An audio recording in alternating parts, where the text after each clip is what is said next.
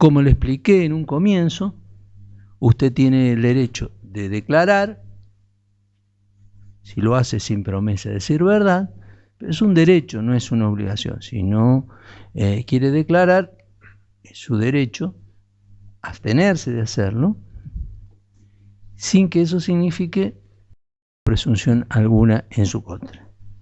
¿Entendió? Sí. Bien.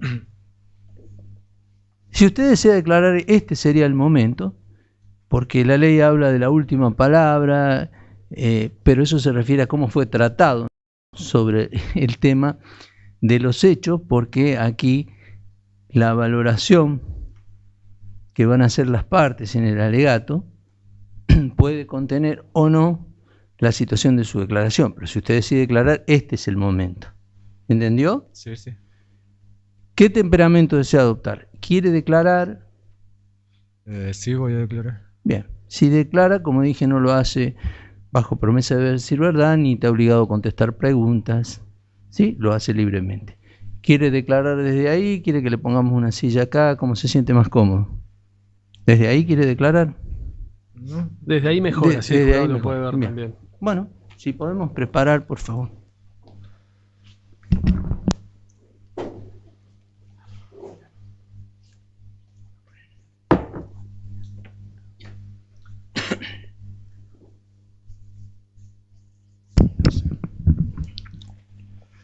¿Lo escuchamos? Bueno, buen día, bendiciones, gracias por estar. Yo quería declarar que yo tuve problemas de adicciones. Gracias a Dios me pude recuperar, pude dejar la droga, toda la adicción. Gracias a Dios y a mis hijos. Tengo 3 hijos chiquitos que los extraño un montón. A ellos lo puedo ver una vez a la semana nomás.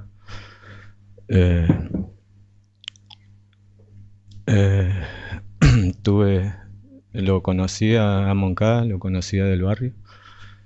Tuve un inconveniente con él, tuve una discusión con él en el 2013, hace 11 años atrás. Y después, bueno, se arregló todo. Yo pude hablar con él, pude dejar las cosas bien.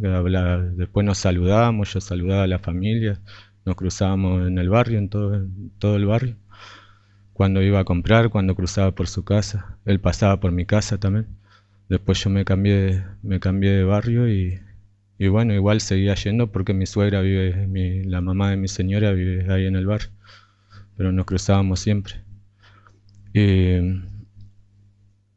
no entiendo el por qué se me acusa de que yo pasó lo que pasó. Yo no sé por qué la familia dice que yo fui, que yo no soy el que está en el video. Y no sé por qué dicen que fui yo. Yo lo único que quiero es que se sepa la verdad, nada más, que busquen al culpable que lo hizo verdaderamente. Yo estoy pagando algo que no hice. La fiscalía le ofreció a mi abogado un acuerdo, un arreglo para que yo me haga cargo del hecho, y yo no lo acepté porque quería llegar hasta este momento, porque no para que se demuestre lo contrario, ¿no? de los hechos. Y no entiendo por qué también él, si le dijo a la familia que fui yo, ¿por qué no lo dijo también cuando entró al hospital? No declaró que yo había sido. No, eso no lo entiendo tampoco. No sé, nada más, estoy nervioso, ¿no? Bien. ¿Eso es todo lo que quiere declarar? Sí. Bien, muchísimas gracias.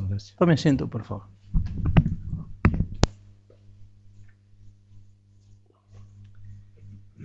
Bien, sobre el tema de la evidencia, tengo el auto de apertura de fecha 9 de noviembre del 2023, donde se consignan las convenciones probatorias y un punto sobre una evidencia suficientemente estandarizada.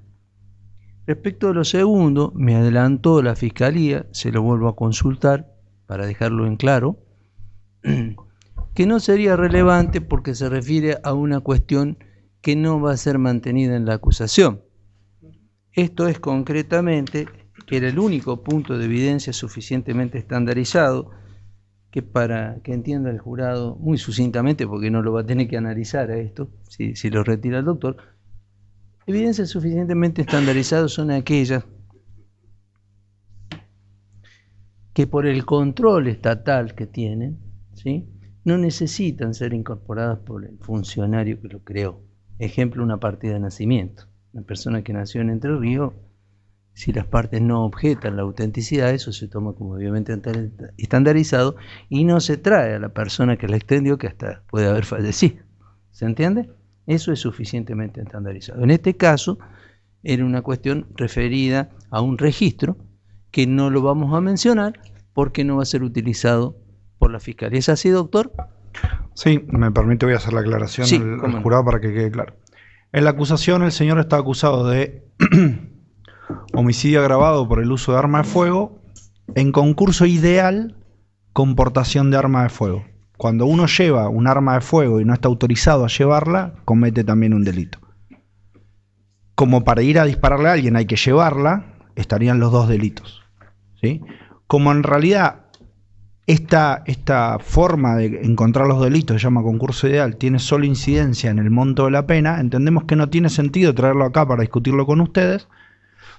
En todo caso, lo hablaremos cuando haya que discutir la pena, si ustedes lo declaran responsable. Entonces, como esa parte del concurso ideal con la aportación de arma de fuego no está, lo que vamos a excluir es un registro que decía que no tenía autorización él para esto. Esta es la explicación de lo que les acaba de decir el juez. Y la Fiscalía confirma de que no, respecto a la calificación legal, no vamos a hablar de la aportación ilegal de arma de fuego. ¿La defensa tiene algo que decir al respecto? Nada para decir.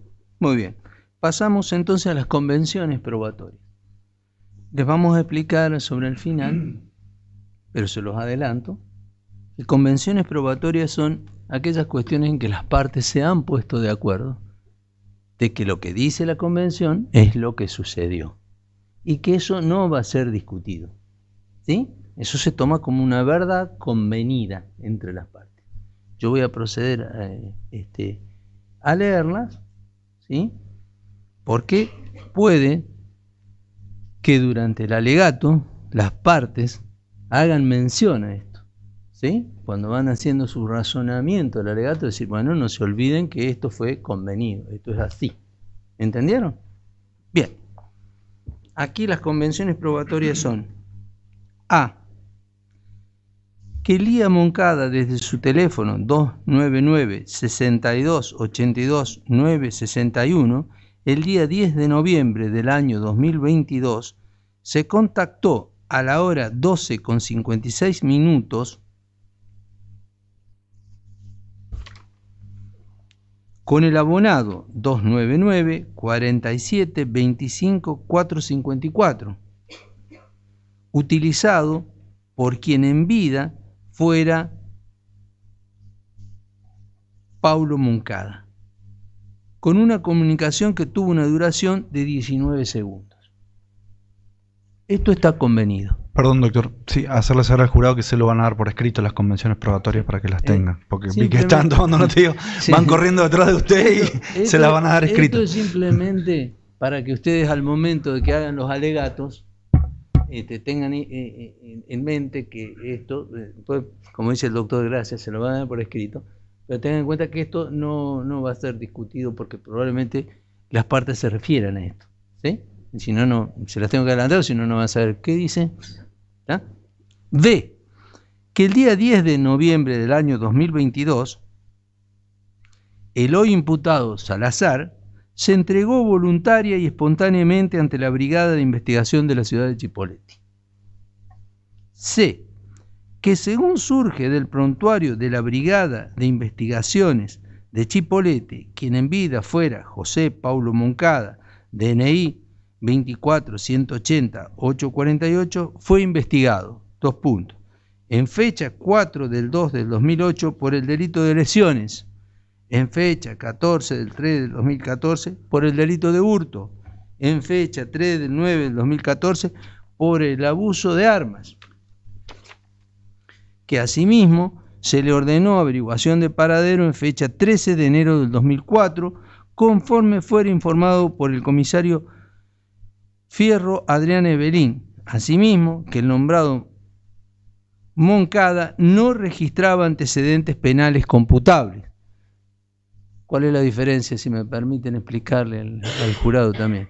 O sea, una cosa es una investigación en un prontuario policial y otra cosa es el antecedente computable. El antecedente computable es cuando hay una sentencia firme que lo declara culpable. A esto se refiere esa convención. ¿Bien? Bien. ¿Alguna otra cuestión que las partes quieran decir respecto de la evidencia antes de pasar a la etapa de los alegatos? No, señor juez. Muy bien. Bueno, conforme instrucciones por acordada del Superior Tribunal, las partes saben que hay un tiempo para esta etapa de alegatos. Entiendo que estamos ante un jurado, no son cuestiones estrictamente técnicas, y en ese sentido, si las partes no tienen objeción, entiendo conforme a esas circunstancias. Además, como vamos desarrollando el juicio, que en principio tenemos tiempo hasta mañana, creo que podríamos establecer un tiempo convenido, y así lo propongo, de 30 minutos para que cada una de las partes expongan la cuestión. Que además aclaro, a los 30 minutos, en todo caso, si es antes no hay ningún problema, pero llegado a los 30 minutos, la oficial de sala me va a avisar para que yo les pida, en definitiva, una conclusión, como se dice, redondear la idea. No es que a los 30 minutos a la parte se la va a cortar en su alocución y se le va a cortar el micrófono. No se trata de eso. ¿Están de acuerdo? Sí, doctor. Muy bien. Los alegatos tienen un orden preestablecido en la acusación por una cuestión de defensa. Primero tiene que venir la acusación. La parte que se defiende tiene que saber de qué se lo acusa para luego alegar sobre la defensa. ¿Está? Así que la Fiscalía, no sé si se va a dividir la tarea entre los profesionales, cómo van a hacer, vamos a escuchar y vamos a empezar a cronometrar. Gracias, doctor. Con su autorización voy a alegar solamente yo, le voy a pedir que me autorice a levantarme en la sala y para dirigirme al jurado. Sí, no hay ningún inconveniente, la defensa es normal en este tipo de juicios, doctor. Gracias.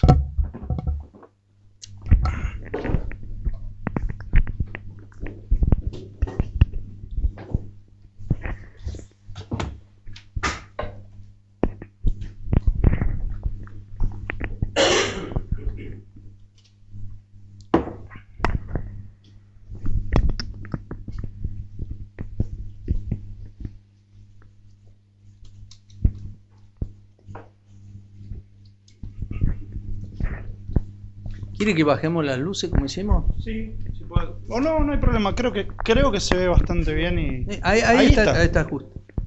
Bueno, hizo ruido la compu. Gracias. Vamos a empezar a tomar el tiempo. Así lo tenemos. Bueno, quiero aprovechar esta, que es la última oportunidad que tengo para que me escuchen directamente ustedes, para comenzar agradeciéndoles el tiempo, ¿no? El tiempo que le dedicaron a esto. El tiempo desde venir de la selección del jurado, todos estos días, las horas que estuvieron, la atención que tuvieron que prestar, para nosotros es muy importante. Además de agradecerles esto, quiero pedirles disculpas si en algún momento se generó alguna situación que los puso incómodos. Nunca fue nuestra intención. Nosotros trabajamos con respeto hacia todos y hacia ustedes por sobre todo. Si por alguna razón en algún momento se sintieron incómodos, quiero pedirles disculpas. En nombre mío y en nombre de todo el equipo de la Fiscalía. Lo hacemos con pasión, lo que hacemos siempre. Así que vamos a ir a decir algunas cosas. Estamos acá en este caso, pero ustedes dirán, ¿para qué son los alegatos? Ustedes ya vieron toda la prueba, de hecho la terminaron de ver ayer. Entonces vamos a hablar cortito qué son los alegatos. Voy a ir un poquito rápido porque si no 30 minutos no llego. Los alegatos es la parte en la que nosotros le pedimos que miren algunas partes, por las dudas. Yo sé que ustedes miraron todo, prestaron atención a todo, los vi, estuvieron tomando nota, pero hay algunas cosas que le queremos proponer una interpretación para que ustedes la entiendan y la vean, que es como nosotros interpretamos esa prueba para acusar. El Ministerio Público Fiscal no acusa porque se le ocurre a una persona. Junta la prueba, la analiza, y si entiende que con esa prueba puede probar que esa persona es culpable, lo acusa. No es un capricho, no vamos detrás del capricho de nadie, no es que acusamos al primero que se nos ocurre, ni que lo hacemos de manera irresponsable. Hay mucho trabajo y una decisión que tiene que ver con evaluar la prueba. Esto es importante porque ayer terminamos de ver la prueba, pero ayer estuvimos todo el día hablando de cuestiones médicas. Y hablando de lo que pasó en el hospital, y lo que pasó en un hospital, y lo que pasó en el... y que si la máquina, que si esto, que lo otro. Y a mí me gustaría que hoy recordemos por qué estamos acá. Porque no estamos acá por el hospital. Estamos acá porque el día 10 del 11 del 2022, Ramón Salazar discutió con Moncada, le efectuó 2 disparos y se fue apurado del lugar del hecho. Ahí les traje un extracto del video, que se lo mostramos un montón de veces. Si quieren resumir por qué estamos acá, el video les dice, en esta fecha pasó esto. Por eso estamos acá. Si esto no hubiese sucedido, ustedes no estarían acá y nosotros no hubiésemos hecho toda la investigación que hicimos. Lo otro que quiero decir es que Salazar se fue apurado del lugar del hecho y que Moncada no entró caminando solo al hospital como se lo dijeron un montón de veces. Ustedes le escucharon a la hermana que fue, que lo buscó en el auto, que lo cargó en el auto y que lo ingresó. ¿Cómo lo ingresó? Como ingresa cualquier persona que no está llevada por una ambulancia. ¿Sí? Lo ayudaron entre los familiares y lo ingresaron. Pero es muy distinto decir esto a decir entró caminando solo al hospital como si hubiese sido algo normal, que le estaba bien, que estaba normal. No entró caminando solo, lo ayudaron. De hecho, ustedes vieron el auto con sangre, vieron el parasol con sangre y la hermana que les dijo que como podía, le dijo quién había sido el autor. Vamos a ir a eso después, pero quería dejar en claro estas 2 cosas para arrancar. Importante en un juicio saber qué es lo que se discute y qué es lo que no se discute, para concentrarnos en hablar de lo que realmente se discute. Yo solamente les voy a hablar a ustedes de aquello que sí se discute. Entonces, ¿qué es lo que no se discute? El hecho de que ese día, a esa hora, le dispararon 2 veces a Pablo Moncada. No se discute que Pablo Moncada habló con sus familiares luego que le dispararan. No se discute que a Pablo Moncada lo llevaron al hospital y no se discute que nunca salió con vida luego de ese ingreso. Esto no está discutido, por eso de esto yo no les voy a hablar, no vamos a perder tiempo.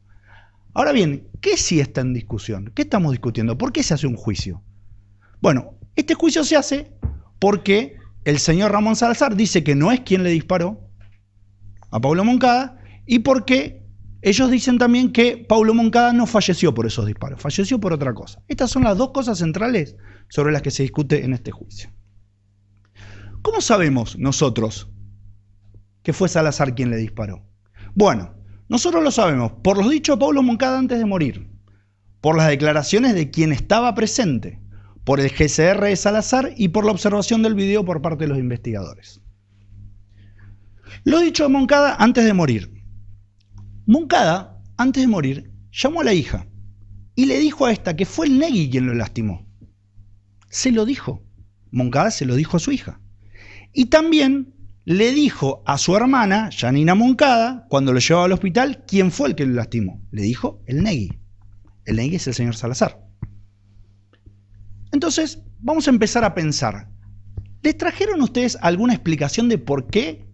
¿Por qué mentirían? ¿Por qué dirían que fue Salazar si no fue? Ni siquiera el propio Salazar les pudo decir una idea. Entonces, si yo voy a decirle a ustedes, estas 2 personas están mintiendo para culpar a alguien, tiene que haber algún motivo, si no, ¿por qué lo van a culpar?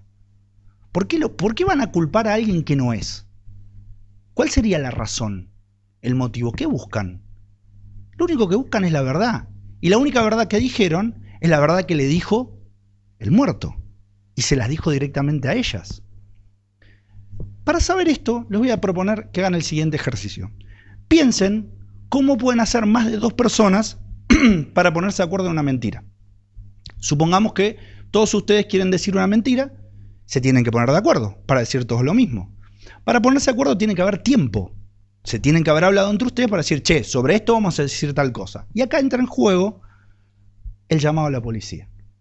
Si ustedes recuerdan, nos costó, pero logramos traerla a la policía, que dice que hubo un llamado, que ella llamó por teléfono a ese número, que se comunicó con una chica, que esa chica le dijo qué es lo que había pasado, que le habían disparado, le describió las prendas de vestir de esa persona y le dijo quién había sido. La policía no se acordaba lo que le había dicho, pero el oficial Marlac se los dijo a ustedes, el oficial Mendoza se los dijo a ustedes, en esa primera comunicación, que es la que después se le da a Marlac y se le da al resto de la policía, la propia Lía dice fue el Negui. Y esto pasó inmediatamente después, antes de que llegara Janina. Entonces es imposible que se hayan puesto de acuerdo para mentir, porque no pasó ni siquiera tiempo. Además no tienen razones y además ustedes las escucharon y podrán haber sacado sus conclusiones si les parece que son gente que va a venir a mentir un juicio, a culpar a alguien que no es.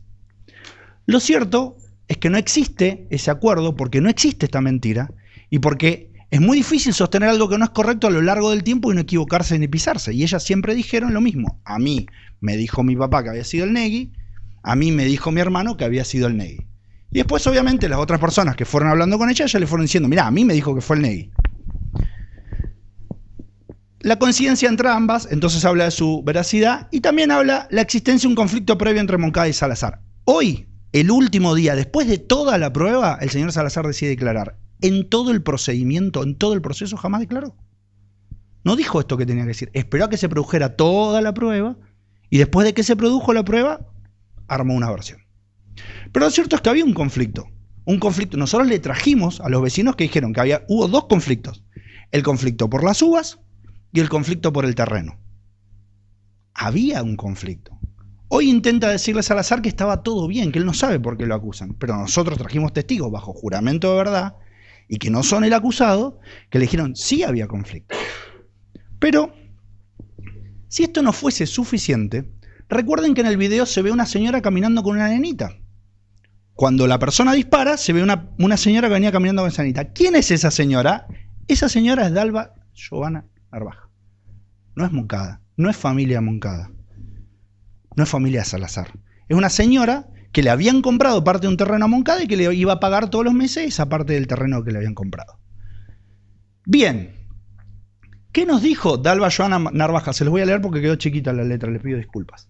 Nos dijo que era el mediodía, como a las 12:30, 12:40, que en ese momento la parte de atrás de su terreno daba para la casa de Moncada, que va con su nena a la casa de Moncada a pagarle, que atiende él, que se ponen a hablar un poquito, que en ese interín llegó este hombre, no sé cómo se llamaba, no miente diciendo el nombre. Si hubiese querido mentir, hubiese querido acusar a alguien, hubiese dicho, sí, lo conozco, es Ramón Salazar, sí, es fulano, sí, es mengano. Dijo, no, viene un señor, yo no le conozco bien el nombre, no lo sé. Ella se aleja de ahí y cuando ve la discusión y el propio Moncada le dice, anda, que este se está poniendo pesado, y ella evidentemente, una discusión de dos hombres, ella y su nena, se da vuelta, ve los disparos, con el susto agarró a su nena y se fue para la otra la vereda. Pero hay algo muy importante que hizo esta testigo. Si ustedes se acuerdan, esta testigo señaló hacia el lugar donde estaba Salazar, que ya no estaba porque lo habíamos retirado de la sala, pero ella lo vio cuando entró. Y dijo que esa era la persona que ella vio disparar. Vuelvo. Dalva Giovanna Narvaja, que no es pariente, no es familia, no tiene ningún interés. No estoy diciendo que los parientes de la familia tengan un interés, pero es mucho más importante. Que estuvo presente, no es que alguien le dijo. Ella lo vio. Les dijo a ustedes, en esta sala, que la persona que ella vio disparar es ese señor. Y la defensa les va a decir que le debe plata a los Moncada, entonces por eso no le tienen que creer. No le van a creer a una persona que además vieron el video, que estaba ahí, lo que corrobora lo que ella dice. Todo lo que ella dice ustedes lo vieron en el video y pueden corroborar todos los dichos de ella. ¿Qué interés tiene? Ninguno. Decir la verdad. Es más, fíjense el temor que tenía, que nos pidió, y pasó este tema de que justo se cruzó con Salazar, pero ella tenía temor de cruzarse a Salazar. Y recuerden lo que dijo Mendoza de los vecinos cuando ocurre un homicidio. Y piensen ustedes, si no les pasó de escuchar o de ver, o cómo actuaría la mayoría de las personas en estos tiempos, lamentablemente, en que le da miedo y no quieren contar lo que pasó. Con todo ese miedo, igual, Dalva Giovanna Narvaja les dijo a ustedes que la persona que le disparó fue el señor. Y ella estaba en el lugar y lo vio. No dijo ningún nombre, manifestó un temor comprensible al declarar, se identificó en el lugar de los hechos y se la vio en el video, reconoció su relación con el muerto, no lo negó y por sobre todas las cosas no le agregó absolutamente nada a su declaración. Lo que no sabía dijo que no sabía y lo que sabía dijo que lo sabía, y cuando la contraexaminaron respondió sin ninguna duda, sin ningún problema, sin ninguna reticencia para contestar. Contestó todo lo que sabía, porque no tiene nada que ocultar, porque dijo la verdad. El GCR de Salazar, miren, los resultados y su explicación. Yo lo primero que les quiero mostrar es cómo estaba vestido Salazar cuando se le tomó el GCR. ¿Sí? Recuerden que Dalva Joana Narvaja lo ubica y lo señala en el lugar de los hechos y dice que él fue el que le disparó, y ustedes vieron cómo estaba vestida la persona en el lugar de los hechos. Verde y blanco arriba con capucha. Acá se cambió la ropa, habitual. Pero no solo eso, presten atención a la foto de las manos, y la pueden ver si quieren ustedes después en la deliberación. ¿Cómo las tiene las manos? Impecables las tiene. Ni yo creo tenerlas así de limpias. ¿Qué pasó? Obviamente, antes de irse a entregar, se lavó las manos. La licenciada Scioli, que es experta, no es cualquiera, les explicó a ustedes varias cosas, pero quiero que piensen y recuerden el ejemplo de la tiza. ¿Se acuerdan que les dijo? Cuando uno dibuja con la tiza te queda en la mano, pero si vos te lavas o te sacudís, se te va. Bueno, el GCR es lo mismo. Y les explicó a ustedes cómo entenderlo, el GCR, y sus resultados. Lo primero que dijo es que hay que contextualizar los resultados del laboratorio con la toma de muestra y lo que sugiere el lugar del hecho. No es lo mismo en el lugar cerrado que en el lugar abierto, no es lo mismo que la toma haya sido inmediatamente después, que haya sido después de un tiempo, no es lo mismo que la persona se haya higienizado y demás, no es lo mismo. El tiempo transcurrido se puede remover con el lavado de las manos, es importante que se tome a lo máximo 2 horas después del hecho. ¿Salazar se quedó en el lugar del hecho? No. De hecho, no lo encontraba la policía. ¿Se fue a entregar? Sí, se fue a entregar, pero la policía ya lo estaba buscando por todos lados y por eso se fue a entregar. Imagínense que Marlac y la Brigada de Investigaciones supieron inmediatamente que la familia les dijo que el que efectuó el disparo es el Negui. La policía inmediatamente se abocó a buscar al Negui Salazar. El hecho ocurrió cerca de las 13:05 y a las 21:52 Ramón Salazar se hizo presente en la Brigada de Investigaciones. Voy a hacer 2 referencias. La defensa le preguntó a Scioli por el patrullero y por las esposas. ¿Ustedes lo vieron a Salazar en un patrullero? ¿Ustedes lo vieron a Salazar esposado? Si la defensa pretendiera probarles a ustedes de que hubo contaminación, tendría que haber probado que Salazar fue colocado dentro de un patrullero y que Salazar fue esposado. Pero no trajo una sola prueba de esto. Y esto es importante porque lo que nosotros alegamos no es prueba. La prueba es otra cosa, es lo que le traemos y les mostramos. Y pedirles a ustedes que supongan cosas que no probamos es un error. Si yo no lo probé, no le puedo decir a ustedes. Supongan que, hagan de cuenta que vayan cuando escuchen el sentido común y empiecen a pensar. Si es que en realidad no hay prueba y le están pidiendo que suplan eso. ¿Sí? Llegó caminando, no llegó en un patrullero, no lo detuvieron, y la toma de muestra está hecha en la Brigada de Investigaciones. El acta lo dice. ¿Sí? Y no estaba esposado. Si no le hubiesen sacado la foto cuando está parado esposado. No hay una sola foto de Salazar esposado. Entonces, lo más importante que concluyó la licenciada Scioli, porque la defensa hizo hincapié en el 0, 0, 0, 0, pero si se acuerdan había 3 categorías. La defensa lo único que quiere es que ustedes se acuerden del 0 en una de las categorías. Pero lo cierto es que la licenciada Scioli les dijo, según estándar OSAC, disparó un arma de fuego o manipuló un arma de fuego o estuvo expuesto al disparo de un arma de fuego en un entorno de partículas GCR. Esa es la conclusión. Que la persona que tiene el resultado como el que tiene Salazar, se puede concluir esto. Porque también sabemos que Salazar, la observación del video por los investigadores, le trajimos al oficial Simón Mendoza. También Marlac lo dijo, ¿sí? Marlac explicó, le dijeron que era el Negui, dijo que todo el mundo era el Negui, de entrada le dijeron que era el Negui y que no había ninguna duda, que por eso la investigación fue para ahí. Porque cuando uno empieza a investigar un hecho y le dicen quién fue el autor, y los que le dicen que fue el autor son personas creíbles, como Dalva Joana Narvaja, ¿por qué va a ir a buscar otra cosa? Arrancamos por donde tenemos que arrancar. Pero fíjense que Simón Mendoza dijo que encontraron las cámaras en la cercanía del lugar del hecho, la verdulería. Trajimos la señora de la verdulería y les contó que ella tenía cámaras, que no sabía qué fue lo que pasó, pero que pasó y que escuchó los disparos. Que el primer nombre que le dijeron que podía ser que era el Negui. Confirma lo que pasó, el llamado telefónico y la información a la policía de que era el Negui.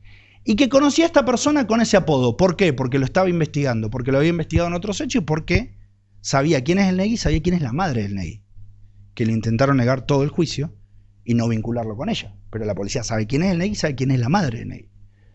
Bien, ¿Qué pasó? Cuando vio el video, Simón Mendoza, cuando vio el video, vio a Salazar, que venía con su familia, que vuelve hacia atrás y se le ve la secuencia cuando efectúan las detonaciones. ¿Cuándo vio el video Simón Mendoza? ¿Saben cuándo lo vio? Cuando la defensa se lo mostró. En su estudio, se los dijo Simón Mendoza. Le dijo, a mí me llamó la defensa, le fui a contar lo que estaba, me mostró el video y me dijo si yo identificaba a alguien, y Simón Mendoza dijo, sí, ese es Salazar. Y yo lo conozco porque lo vi en otros videos, yo lo conozco porque lo estoy investigando y yo lo conozco porque lo vi un montón de veces. Entonces lo conoce a Salazar porque lo estuvo investigando por otros hechos y porque lo vio en otros videos.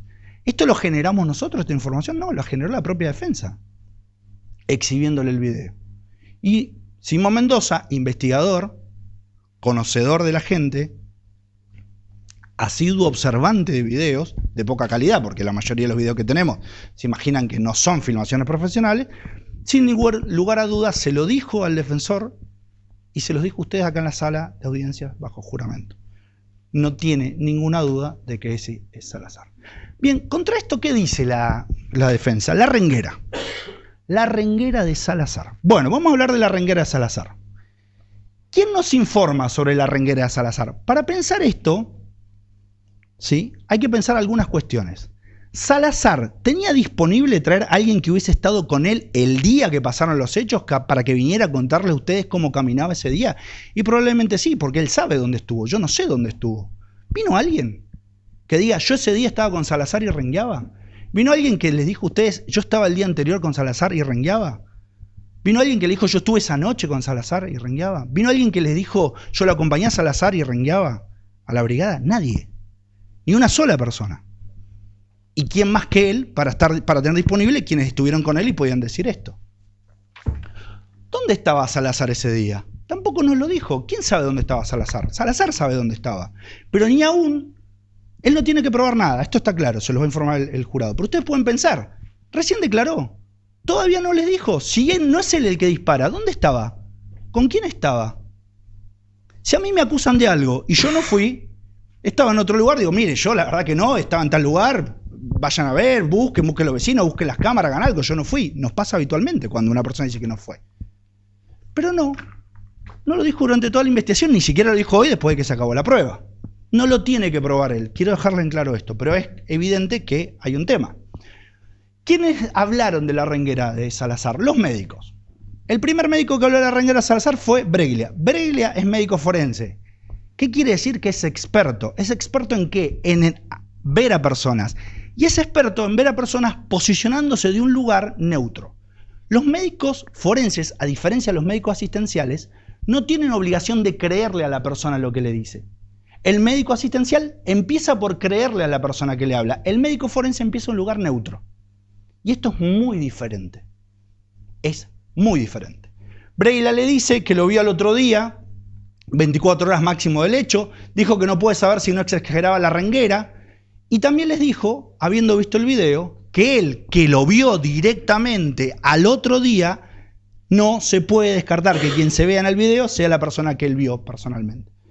Y la defensa le dijo, ¿lo puedo afirmar? Y Breglia le dijo, no, mire, yo no lo puedo afirmar porque en el video no se le ve la cara a la persona. Pero tranquilamente puede ser la misma persona que yo vi el otro día, la persona que se ve en el video. No hay un problema de desplazamiento que yo vi. Y también dijo que no se puede saber si no se exagera la renguera. Y piensen, ¿qué buscaba Salazar al principio con su renguera? Que le dieran la domiciliaria. Que fue lo que obtuvo y después cuando mejoró, fue a la cárcel. ¿Quién más habló de esto? Frascarolo. A diferencia de Breglia, Frascarolo es médico de familia. Y lo atendió en un entorno asistencial, no en un entorno pericial. Empieza por creerle. ¿Lo vio cuándo? Aproximadamente el 26 de diciembre, no quedó claro cuándo lo vio. Bastante tiempo después del hecho. Lo traía personal penitenciario y lo vio cuando la defensa intentaba que lo mandara nuevamente a su casa. Tengan en cuenta que si Breglia, que es el experto, dice que él no puede saber si exagera, que si Frascarolo, que es un médico no forense, lo ve todo este tiempo después y en un contexto en el cual él intentaba que le dieran la domiciliaria, es obvio que había un problema de diferencia de apreciación. Claramente, para nosotros es mucho más creíble Breglia porque es experto, porque lo vio inmediatamente después y porque se dedica a esto. Voy a hacer una aclaración que después lo voy a hacer con Usal. No lo hago habitualmente, pero como la defensa le preguntó a Scioli para quién trabajaba, para que ustedes supieran que Scioli trabaja para el Ministerio Público Fiscal, les quiero contar, para que no haya lugar a dudas, que ni el doctor Breglia ni el doctor Usal trabajan para el Ministerio Público Fiscal. Ellos trabajan para la justicia, no dependen de nosotros. Ellos trabajan para la justicia, no trabajan para los fiscales. Le hacen pericia a la fiscalía, a la defensa y a las partes, si lo piden y lo pagan, se la hacen la pericia también.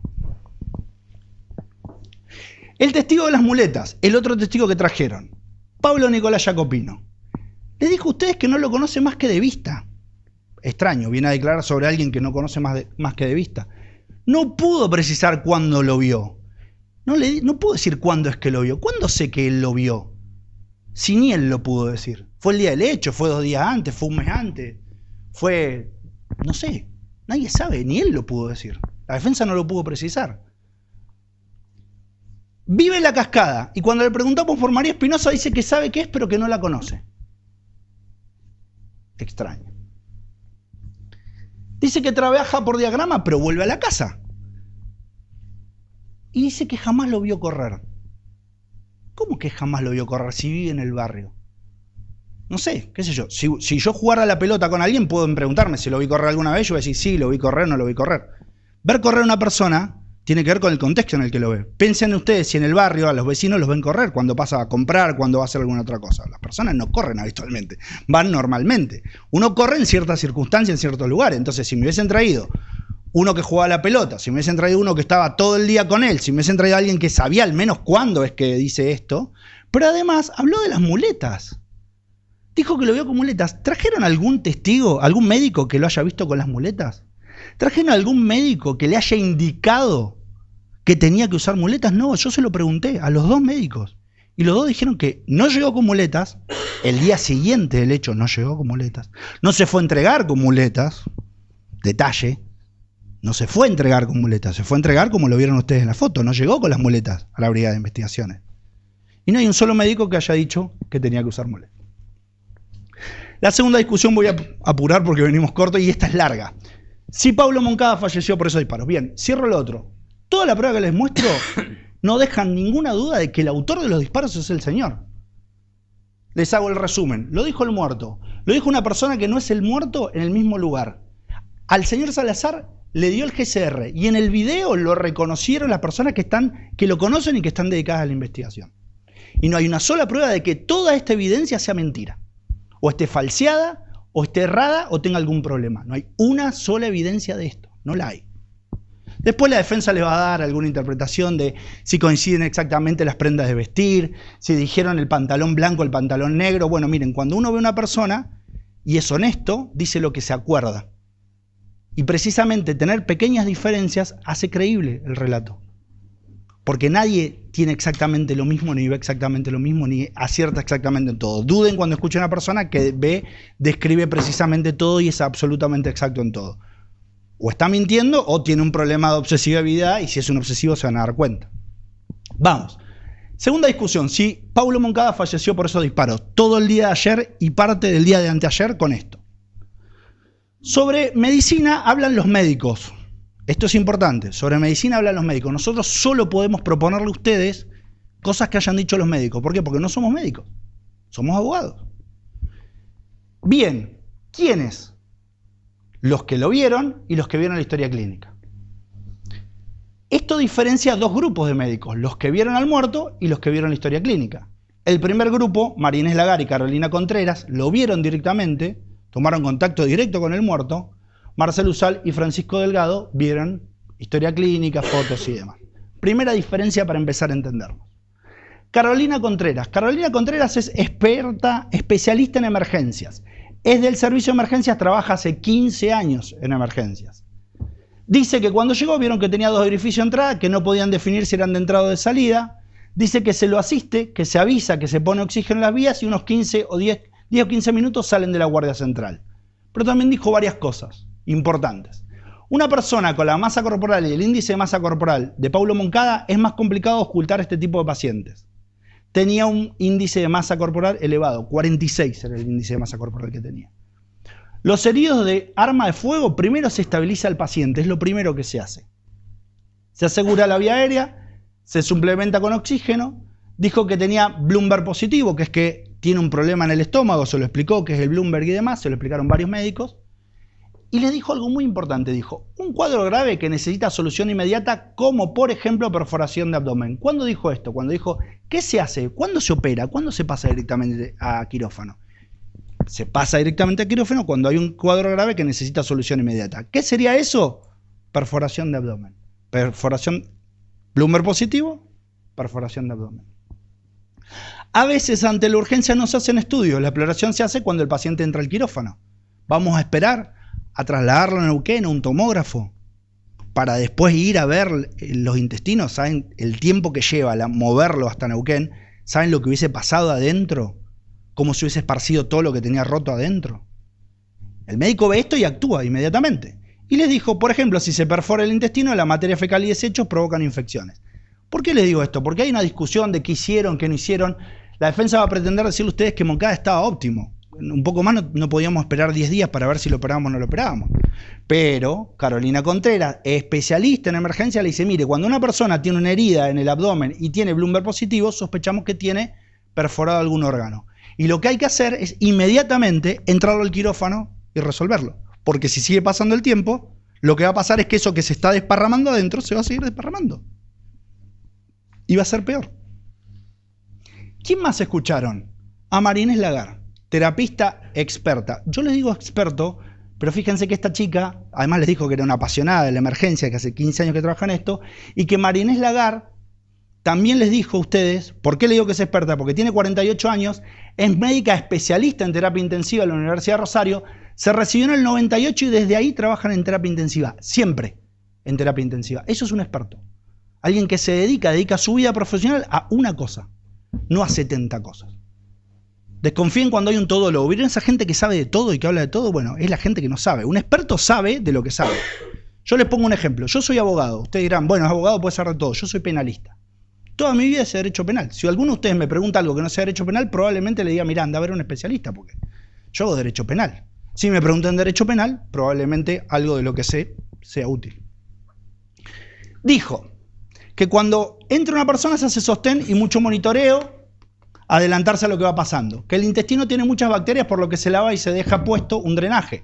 Se lava por riesgo de infección, hay riesgo de peritonitis, nosotros seguimos con tratamiento antibiótico para prevenir infecciones. Bueno. Le dijo a ustedes que los pacientes muy obesos tienen restricción a la ventilación, a eso se suma las heridas que generan inflamación y por otro lado teníamos el neumotórax. Inflamación, heridas, neumotórax. Doctor, le dijo, sí, me queda un minuto. Vamos. Su evolución respiratoria es muy mala.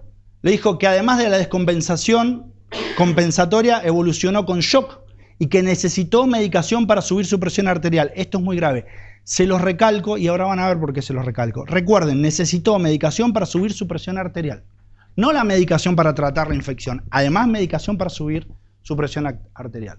Se le hicieron ecografías buscando los focos infecciosos, explicó que hubo cultivo y que hay un cultivo que se tomó el último día con vida, y que dio el estafilococo ese que vamos a ver. También les dijo que había un espacio especialmente acondicionado en la guardia. Recuerden, el cultivo es del último día antes de que muera. ¿Qué más le dijo?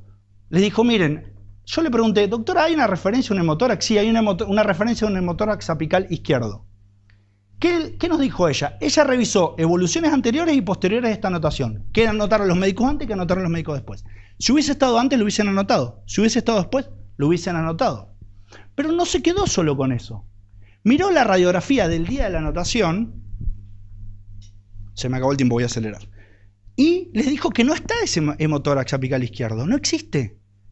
Y les explicó que la guardia a veces cuando uno escribe se equivoca, escribe cosas que son equivocadas. Entonces, si no estaba en la anotación anteriores y no estaba en las anotaciones posteriores, es algo sospechoso. ¿Qué hago con algo sospechoso? Lo reviso con más detalle.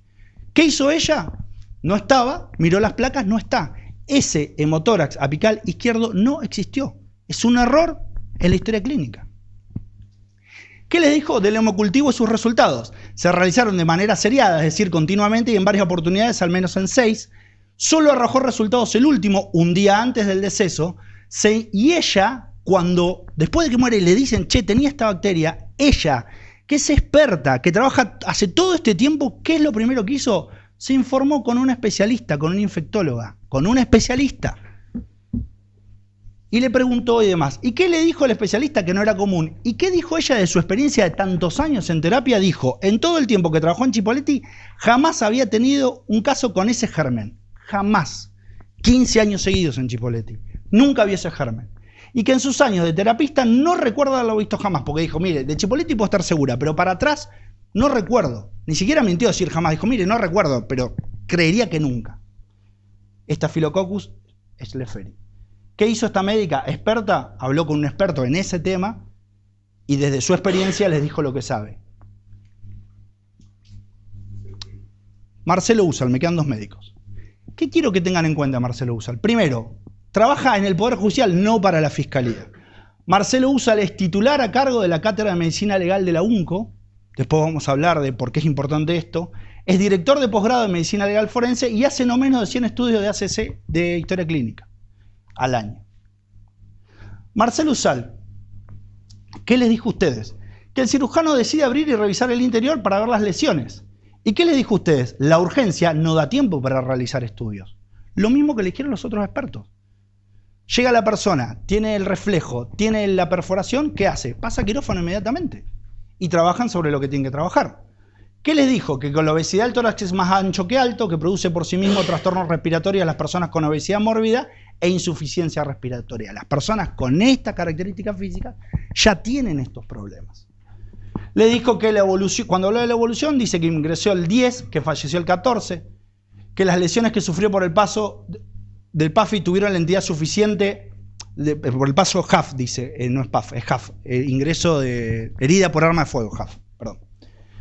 Tuvieron la entidad suficiente para causar la muerte. Explicó que es el Glasgow 15 de 15 y les dijo que esto habla del estado de conciencia, solo habla del estado del cerebro, no dice cómo anda el resto del organismo. Le digo esto porque le dijeron que Moncada estaba perfecto porque tenía un Glasgow 15 de 15 y Usal le dice, cuidado, el Glasgow 15 de 15 es lo mental, no el estómago, no los pulmones, no lo otro. Está pensado para cuando uno tiene un trauma craneal, para eso se hizo el Glasgow. Que tenga un Glasgow 15 de 15 no quiere decir que esté bien en el resto del organismo. El paciente no solo tenía un tubo para respirar, sino que tenía drogas vasoactivas, sustancias que mejoran el funcionamiento del corazón. Sin ese apoyo el corazón no podría haber funcionado bien. Vuelvo a marcarles esta información porque es muy importante. Van a ver por qué. Marcelo Usal habló de la explicación, les dijo que explicó cuál era el funcionamiento de la explicación y les dijo que puede haber distintas cuestiones por las que el oxígeno no entra a la sangre y no sale el dióxido de carbono, que no hay una sola explicación, que hay varias explicaciones. Y que había 2 cuestiones en Moncada. Les dijo que tenía déficit circulatorio y que les dijo que desde el primer día tenía un trastorno respiratorio, un pulmón con daño, ese pulmón tiene dificultad para el intercambio gaseoso. El señor Moncada tenía 2 problemas que generan este tema del problema de la respiración, la oxigenación y la expulsión de dióxido de carbono.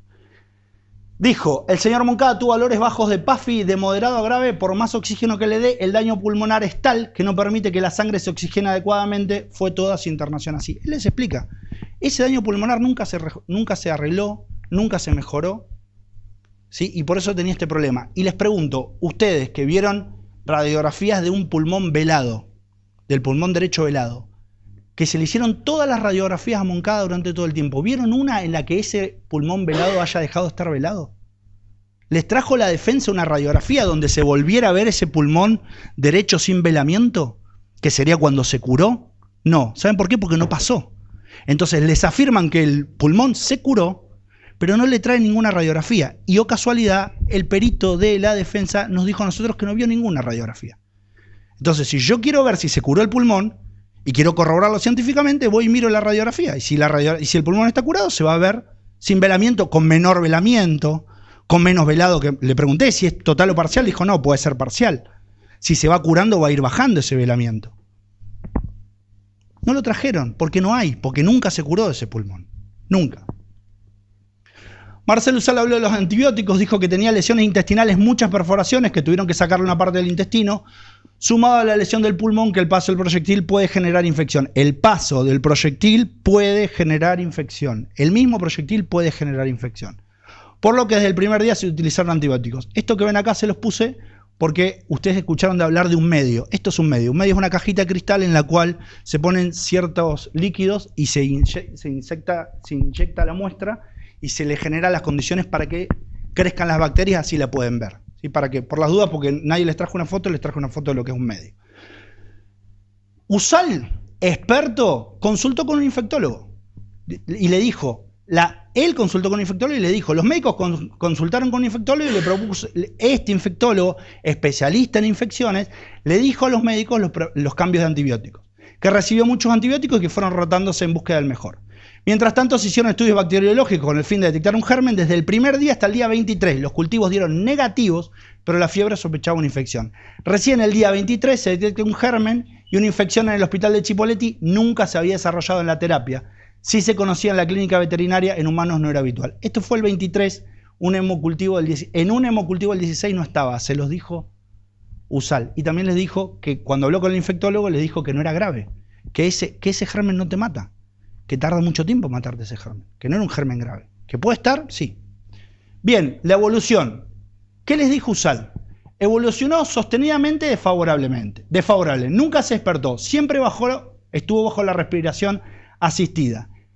El fallo pulmonar fue del día 1, la infección no, la evolución del paciente fue sostenidamente desfavorable, nunca tuvo valores favorables.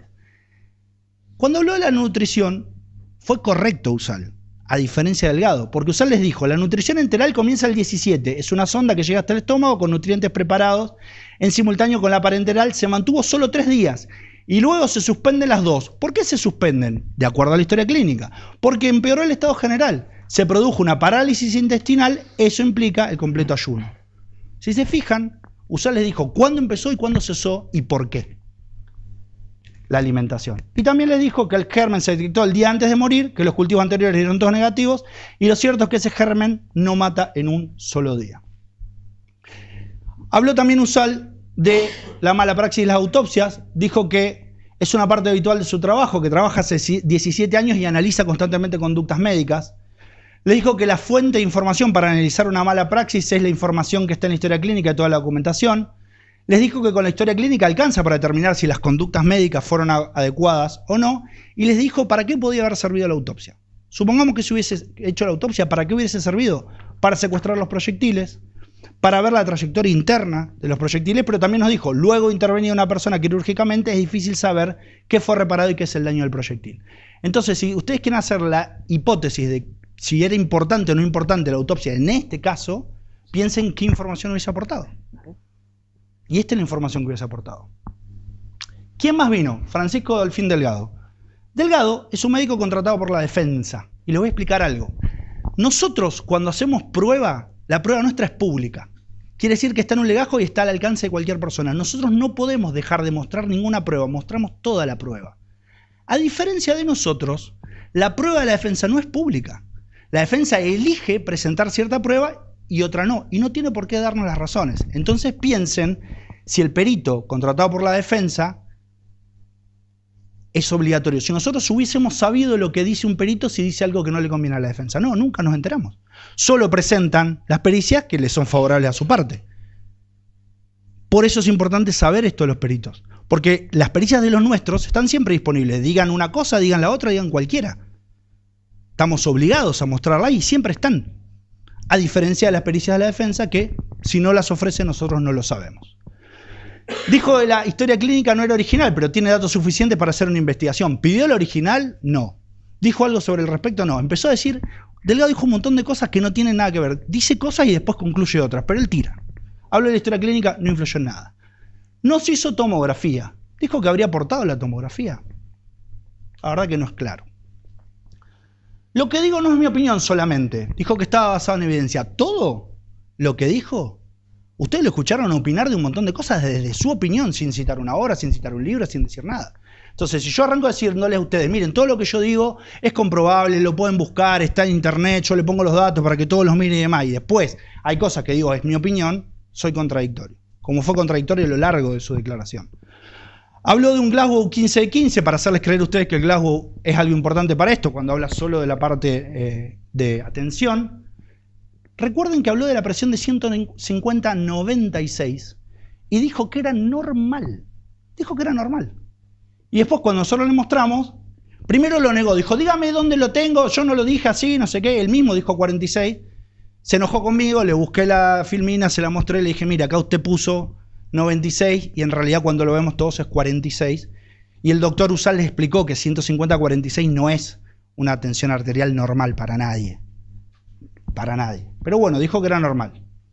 Dijo que si la persona está compensada debe hacerse rayos, si está descompensado no. Claramente no es un tema de compensación, es un tema de tiempo. ¿Cuánto tiempo me puedo tomar para intervenir una persona que tiene esa herida? Nada. ¿No era urgencia extrema de vida lo que le pasó a este señor? Por supuesto que era. Pregunten o piensen si una persona que entra con disparo en el estómago no es una urgencia extrema de vida. Se podría haber sabido qué tipo de proyectil es y sabríamos qué arma se utilizó. ¿Es relevante para este caso? ¿Es relevante? Para nada. Habló de la asistencia respiratoria mecánica y dijo que es una especialidad médica. Él, que opina sobre este tema, ¿tiene esa especialidad? ¿Acreditó saber de este tema? No. ¿Consultó con algún especialista para opinar? Tampoco. Entonces empezamos a encontrar la todología, sabe de todo, opina de todo. Dijo que en los casos de insuficiencia cardíaca o poliomielitis ocurre este aumento, que no era el caso de Moncada. Pero en la diapositiva que yo le mostré, ¿se acuerdan la de la lista, la 41? Que él resaltó una sola de las posibilidades para que tenga este defecto respiratorio. Había otros casos que generaban lo mismo que él estaba afirmando que pasó. Y él afirmaba que era por una cosa, y la misma bibliografía que él traía decía que podía ser por un hemotórax. O por un trauma en el pulmón. Entonces, cuando yo elijo decir una cosa y lo otro no lo digo hasta que no me lo preguntan, es un primer indicio de lo que ustedes tienen que pensar de por qué una persona dice o si le pueden creer o no creer. Mentir no es solo afirmar algo falso, es no decir lo que yo sé porque no me conviene. Eso también está mal. Si yo soy objetivo, voy a contarles todo. Dijo que una persona que se encuentra en asistencia respiratoria mecánica indicó fallo ventilatorio, falla la máquina. ¿Cuál máquina? ¿Les mostraron la máquina? ¿Investigaron cuál era la máquina? ¿Le dijeron qué modelo era? ¿Le dijeron cómo se usa? ¿Le dijeron cómo se usa? No, porque no les interesó, porque lo único que quieren es sembrar la sospecha de que el hospital está mal, que no tiene las cosas, que la gente hace mal las cosas. Entonces, ¿hubo una investigación seria para poder afirmar que fue un problema de la máquina o de la persona? No, es una hipótesis. ¿Basada en qué? En la opinión de él.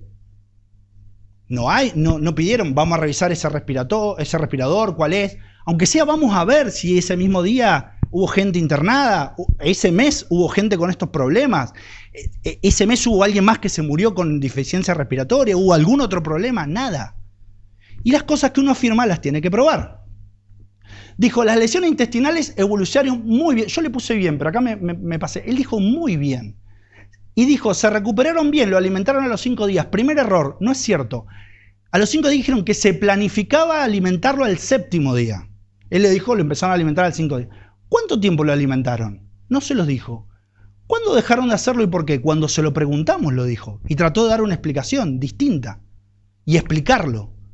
Pero claro, si yo les digo, miren, fíjense que del intestino evolucionó bien porque le dieron de comer y no digo más nada, ustedes pueden pensar que le siguieron manteniendo la comida y que eso lo explica. Ahora, le sacaron la alimentación. Y si nosotros no se lo preguntamos, él a ustedes no se los dice. En el pulmón fue muy mala la evolución, hubo hemorragia, fue del lado derecho y apareció en un motórax izquierdo el 14-11 y problema ventilatorio. ¿Cómo? ¿No era que se había curado? Si él les dice que se curó el pulmón. Duda de los médicos en general. Pero no de este neumotórax. ¿Por qué no duda de este neumotórax? No duda de este neumotórax porque él quiere decirles a ustedes que no era por un disparo en el pulmón, sino que había un problema de ventilación, que este neumotórax apical, hemotórax apical izquierdo, es por un problema de ventilación, que es la explicación que intentan hacer entrar con forceps. Pero lo cierto, él dijo, el 14 se encuentra en hemotórax apical izquierdo y eso lo provoca el respirador. Claro, le conviene la hipótesis de ellos. Yo les mostré que ese hemotórax no existió nunca. Y esto que explicaba su conclusión científica, él no lo investigó, no fue a mirar la placa. Y se ocupó de no decirles a ustedes, si yo no le pregunto, que no lo pusieron después y que no lo pusieron antes. ¿Por qué? Porque claramente él necesita este hemotórax apical izquierdo para confirmar y hacerles creer a ustedes que lo causó un problema ventilatorio. Y esto es grave. Porque él, pudiendo saber que esto no era cierto, no lo hace. ¿Por qué? Saquen su conclusión. Dice que se hicieron hemocultivos, 2, que el resultado en que apareció el germen estafilococo. ¿Habló solo habló de los cultivos anteriores? No, no lo habló. ¿Dejó en claro cuándo se tomaron esos cultivos? No, si yo no se lo pregunto, no lo dice. A ustedes le habló nada más que de los 2 finales. Y le dijo, acá se encontró este germen, pero a ver, si yo no le pregunto en el contraexamen, no habla de todos los anteriores. USAL les dijo, mire, se hicieron todos esto, en todo esto no se encontró y en el final se encontró. Eso es ser objetivo. Gérmenes muy agresivos, dijo él. Yo le pregunté, doctor, ¿dice muy agresivo en su informe? Sí, por supuesto que sí. ¿Lo decía su informe? Le pregunté, y él contestó que sí. Y yo le mostré el informe y ustedes lo vieron, y ni siquiera quería leer lo que decía su informe, y después, para no reconocer que su informe no lo decía como él lo dice, dijo, se sobreentiende. Entonces, digo que está en mi informe, aseguro que está en mi informe, busco el informe, no quiero leer la parte, y después, como no lo dice, les digo a ustedes, se sobreentiende. Si esto no es intentar justificar algo que no dije y que estoy exagerando, díganme qué es. Diagnóstico del médico forense USAL dijo que desde que ingresó se encontraba mal lo que hacía previsible lo que iba a pasar. ¿Por qué habla de la pericia de USAL Delgado? Le voy a dar 2 datos. Delgado fue docente de la misma cátedra que USAL, pero no lo es más. Entraron juntos. USAL hoy es el jefe de esa cátedra. Delgado trabajó, se los dijo a ustedes, trabajó en el cuerpo médico forense hasta el 2008 y se fue. Y entró USAL. Delgado trabajó en el cuerpo médico, se fue. No traje al caso del juicio por qué se fue. No tengo ganas de tener otra discusión con el doctor. Y después entró USAL. ¿USAL habló de Delgado? USAL habló de lo de él. ¿Por qué habla de la pericia USAL? Bueno, lo habla. Y para cargar las tintas sobre USAL, les dice a ustedes, USAL hace mal, porque asegura algo que no se puede. Tiene la osadía de decir que es ilegal. Dice, se prohíbe por ley hacer previsiones, 17.132, artículo 20, prohibía hacer pronósticos. Y yo les digo... Doctor, por favor, vaya. Sí, perdón, ya voy pasado, pero es muy largo. Cuando alguien no quiere leer lo que dice textualmente una ley, ¿por qué es? ¿Vieron que no lo quería leer? Yo le dije, ¿dice esto la ley? Sí, ¿la podemos leer? Y no la quería leer. La terminamos de leer nosotros. Es más, les voy a recordar algo. Fue el señor juez el que, para que no haya ninguna duda, les afirmó a ustedes que lo que dice, que la palabra pronóstico no está en esa ley. Y los abogados, más que nadie, sabemos que la terminología es sumamente importante. Trabajamos con las palabras. Y también sabemos que lo que la ley no prohíbe está permitido. Si la ley no dice está prohibido hablar de pronóstico, no es una... Pero, para echarle tierra a USAL, Delgado no tuvo ningún problema en decir que su conducta era ilegal. Dijo que los médicos de terapia no pensaban que se iba a morir. ¿Cómo lo sabe? ¿Habló con los médicos de terapia? No. Saca la conclusión de que como leyeron musicología, creían que no se iba a morir. ¿Lo puso algún médico esto? No. Pusieron que el pronóstico era grave. ¿No es un pronóstico? Sí. ¿No informan los médicos habitualmente sobre pronósticos? Habitualmente lo hacen. Entonces, ¿qué? ¿Cometen un delito todos los días los médicos? ¿Todos los días van en contra de la ley que él no quiso leer y que quiso hacerles creer a ustedes que prohibía lo que hizo USAL? No.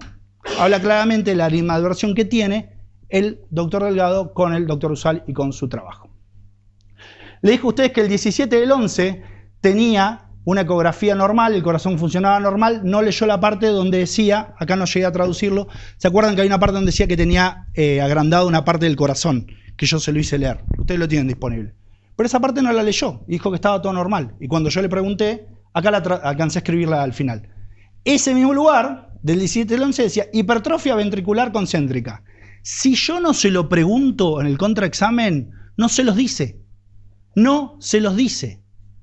Y esto es lo que hizo toda su declaración. No decirles cosas relevantes. No ser objetivo. Y cuando uno lo lleva y se da cuenta y quiere escaparse, para que no queden claro que hay cosas que no dijo, empieza a contestar como contestó. Si no, usted me acusa, usted no me deja responder, a usted no le interesa esto, a usted no le interesa lo otro. Tenía obesidad mórbida, suelen tener gran mortalidad con las enfermedades que lo llevan a terapia, lo dijo el propio Delgado. También les dijo que para determinar la causa de la muerte se necesita autopsia. Pero después le dijo que la causa de la muerte fue una infección intrahospitalaria que estaba aprobada una infección de catéter. Entonces, dijo, bueno, yo voy a arrimar al bochín, entonces, ¿se puede o no se puede? Porque si no se puede, no lo hago. No les digo a ustedes, si en autopsia no se puede, después digo, bueno, pero voy a arrimar el bochín y voy a decir, ¿se puede o no se puede? Soy autocontradictorio. Cierro. 2 opiniones médicas, ¿a cuál creerle? Les fui tirando algunos tips. Les voy a proponer algunas cosas que tengan en cuenta cuando tengan que optar a quién le creen. No solo lo que dice, sino prestar atención a aquello que no dice si no se le pregunta a la contraparte. Es muy importante. Ocultar eso que no es favorable a la conclusión que yo tengo es algo que me permite ver. Dígame si el doctor Usal no dijo todo lo que sabía y lo que se le preguntó, objetivamente. ¿Cuál es su actitud al declarar? ¿Le responde igual a ambas partes? Piensen cómo declaró Usal. Piensen si el doctor le tuvo que llamar la atención. Piensen si le dijo al doctor Richman sí y no. Piensen si le dijo al doctor Richman, usted me quiere confundir, a usted no le importa la verdad, usted tiene en contra esto. No, Usal se sentó y respondió todas las preguntas. El juez no le tuvo que ni llamar la atención, nadie le tuvo que decir nada. 3 veces el juez le tuvo que decir a Delgado que respondiera solo lo que se le pregunta. Un especialista, un perito que yo le pregunté y declaró varias veces en juicio, o sea, sabe cómo hay que declarar. Tiene claro, pero elige esta forma. ¿Este experto es experto en todo o consulta a otros especialistas? Usal lo que sabe, lo explica, lo que no sabe, le pregunta a otro especialista.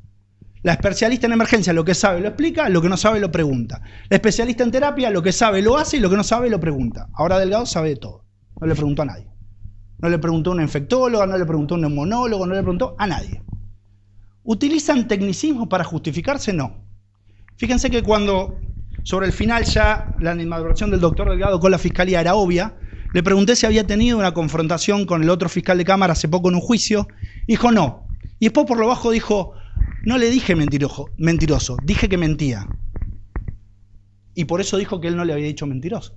Dice, yo no le dije mentiroso, yo le dije que no mentía. Eso es utilizar un tecnicismo para no responder algo que yo no quiero responder. Y lo usó durante toda su declaración conmigo.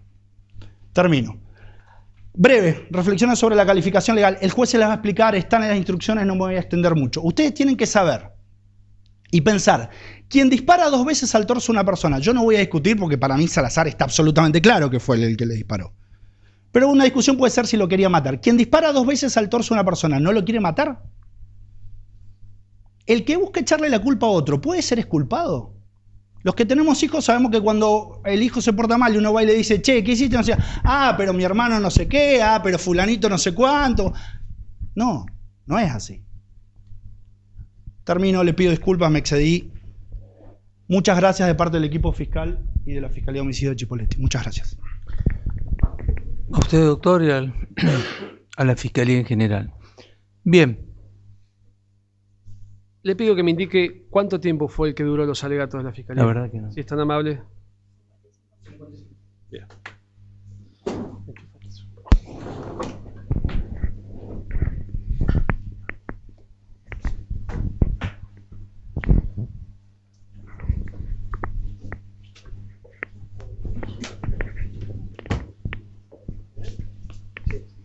¿Para pasar? Bueno. En este momento, como le anticipábamos, y luego de la acusación, en la conclusión del alegato final de la Fiscalía, es el turno de la defensa. El doctor Ritman va a iniciar el alegato. Doctor, adelante. Buen día para todos. Muchas gracias por la atención de todos estos días. Escucharon que al principio nos dieron 30 minutos a cada uno. La Fiscalía usó el doble. Esto no es un dato menor, ¿eh? Son 3 fiscales contra un ciudadano común, sin antecedentes. Con todas estas filminas que hicieron, que eso demuestra que hay recursos del Estado y ganas de inculpar a un inocente. Hay cosas que son indiscutibles. Yo estuve muy atento a los alegatos, lo felicito al doctor, pero no nos dijo por qué no hicieron una autopsia, cuando debían hacerla. ¿Cuál fue el motivo de no hacer la autopsia? No lo sabemos. De hecho, lo que me permite a mí inferir que tal vez se olvidaron o no lo hicieron o tenían, no sé, trabajo, mucho trabajo y no lo hicieron. Pero este juicio era para una jornada de 2 días. Y un tercer día para los alegatos, no 3 días de prueba. Y todo el día de ayer fue para ver de qué se murió Moncada. Cuando se hubieran hecho la autopsia, eso ya no estaría en duda cuál fue la causa de la muerte. El propio Usal, que es el médico forense de Chipoleti, dijo que sí, que hay que hacer autopsia en muertes violentas con arma de fuego. ¿La hicieron? No, lo hicieron. ¿Por qué? No lo sabemos. Usal también hizo su informe basado en la historia clínica y se enojó mucho cuando yo le pregunté cuántas hojas tiene su informe. Perdón, ¿cuántas carillas? 2 y un pedacito. 2 y un pedacito fue las conclusiones que tuvo el médico forense para determinar la muerte. ¿En qué fecha?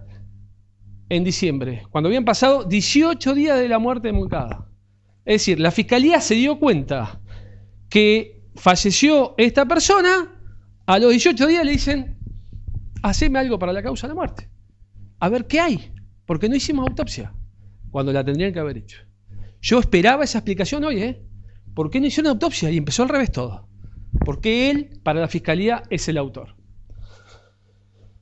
Todo lo que vieron hoy, eso no es prueba, Esas son las alegaciones que hacemos las partes. La fiscalía y este defensor. La prueba es lo que ustedes vieron. Y vamos a hacer algunas apreciaciones más específicas. El señor Ramón Salazar llega a juicio y tiene el estado de inocencia. ¿Qué significa? Que él es inocente hasta que se demuestre lo contrario. La carga de esa prueba, no porque lo diga yo, esto lo dice el Código Procesal, es de ellos. De esas 3 personas que están ahí, es la carga de probar todo lo que dijeron, incluso la causa de la muerte. Llegamos a un juicio por homicidio y no sabemos la causa de la muerte. Esto es algo absurdo. ¿De qué murió? Y estamos en un juicio por homicidio. Este juicio tendría que haber sido para discutir la autoría del señor Salazar. Y no, casi todo se basó sobre la causa de la muerte, porque no, hasta el día de hoy no sabemos de qué murió. No es un dato menor que en relación a la causa de la muerte, la médica que lo recibe, que es la doctora Contreras, dijo, entró caminando, lúcido, orientado, etcétera, etcétera, etcétera. Entró bien y se fue muerto a los 15 días. La médica Lagar fue también muy clara en decir que lo operan el mismo día, ingresa con 2 proyectiles. 2 proyectiles. Eso lo dice Contreras. Lo operan por uno solo y lo mandan a terapia. Como no había cama en terapia, lo mandan a una salita acomodada que está en la guardia. Esto es de locos. En la guardia. Y el otro de los disparos, ¿dónde está? Claramente, estamos en presencia de ausencia de elementos básicos del Estado. Porque no tenían una tomografía. El hospital de Cipolletti, que es alta complejidad, porque todos sabemos que es alta complejidad, no tenía los elementos del Estado para hacerle una tomografía a una persona de más de 100 kilos. Espero no ir nunca al hospital de Cipolletti y precisar una tomografía porque me voy a morir igual que Moncada. No tenían tomógrafo para más de 100 kilos. Sumado a eso, que solamente le operan por una de las lesiones y por la otra no. Es una cosa de locos. Pero Usal en su informe, en 2 carillas, dice que la causa de muerte fue los disparos. Entonces toda esta carga de la prueba le corresponde a ellos. Esta defensa se tomó el trabajo de hacer una defensa activa. Pero la ley a mí no me dice, vos tenés que probar esto. No, ellos tienen que probar la acusación, no yo. Pero, sin perjuicio, esta defensa hizo una defensa muy activa. Recuerden el enojo de la fiscalía ayer cuando el perito Delgado que estaba ahí contestaba. El enojo de la fiscalía para que no hable, para que diga otra cosa, para que se confunda. Notorio fue. Notorio. En todos los sentidos. Al final empezaron a hostigar al testigo. ¿Por qué? Porque les dice lo que no hicieron y lo hizo en 130 filminas, no en 2 carillas. En 130 filminas le explicó a ustedes que la muerte de la víctima no fue por los disparos, fue por otra cosa. De hecho, hasta el día de hoy no tenemos cuál es exactamente la causal porque no hay autopsia. Y la autopsia se tendría que haber hecho. El médico forense nos dice no, porque en Suiza se utiliza otro método. En Suiza, no estamos en Suiza, estamos en Argentina. Y acá se tendría que haber hecho autopsia. Y él dice que hay autores de más de 100 años que dicen que hoy no.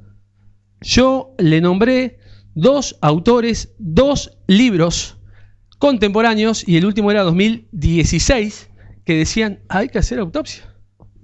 No le hicieron. Me quedé con ganas de escuchar al fiscal. ¿Por qué no le hicieron?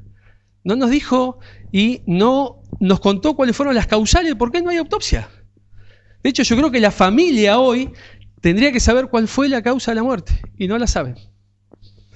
Pero sí saben que la fiscalía le trajo un sospechoso de oídas. ¿Qué significa esto? A la siguiente, por favor. Cuando empezaron los alegatos de apertura, ambas partes exponemos cuál es la línea y qué es lo que vamos a probar. Y es una promesa que uno hace de probarles a ustedes lo que yo digo. ¿Sí? En primer lugar, no nos probaron la causa de la muerte. Y estamos en una causa por homicidio y no sabemos de qué murió la persona a los 14 días o 15 días. No lo sabemos. Pero además, esta defensa sí probó acabadamente todo lo que dijimos. El doctor Peseta, cuando empezó con sus alegatos, nos dijo, como el título del caso, mató al amigo. No probaron ni eso, no probaron ni que eran amigos. Ni eso probaron. Sin embargo, es parte de los alegatos y tendría que haber sido probado por la fiscalía y no lo probaron. Después vamos a entrar por qué no lo probaron. Porque hubieron distintas declaraciones de la familia que dicen no. Se conocían o no se conocían, pero la verdad que no quedó claro si eran amigos o no eran amigos. Testigos interesados. Vamos a tomarnos el tiempo de la señora esta Narvaja, que tanto nos trajeron. Perdón, Narvaja. Hay algo que se llama declaraciones previas. Son las declaraciones que los testigos hacen a la fiscalía, a la policía o a la defensa antes de venir a juicio. En esas declaraciones previas, los testigos expresan ciertas circunstancias de lo que vieron o de lo que saben y cómo lo saben. Narvaja fue entrevistada 3 veces. Por la policía, por la fiscalía en 2 oportunidades, y en todas las entrevistas dijo que la persona que vio era petizo y con pelo corto. Nada más. No dijo que lo conocía a él, ni cuál es el nombre, ni nada por el estilo. Ahora bien, en juicio, a través de una estrategia que no puede ser más usada, esto es mala fe procesal. Y yo les voy a explicar por qué. Si ustedes se acuerdan, ingresa la testigo, la sientan acá, el señor estaba acá, y ahí, sorpresivamente, el señor fiscal Peseta se acuerda que la testigo le dijo que tenía miedo, que quería declarar sin la presencia de él al que no conocía. Como buena fe de esta parte, no hay problema, que salga el señor, que escuche lo que declara. Y eso es todo malintencionado. ¿Por qué? Porque intentaron hacer un reconocimiento impropio, que está vedado, porque afecta a las garantías constitucionales. Si la señora hubiera dado las características físicas de la persona que él vio, lo que sigue es hacer una rueda de reconocimiento de personas, ¿sí? Donde lo llevan al señor, que ya estaba privado de su libertad, con otras personas similares, y le hacen saber a la testigo que la persona que vio puede o no estar en esa rueda para ver si lo ve, y que tiene que estar segura. ¿Lo hicieron?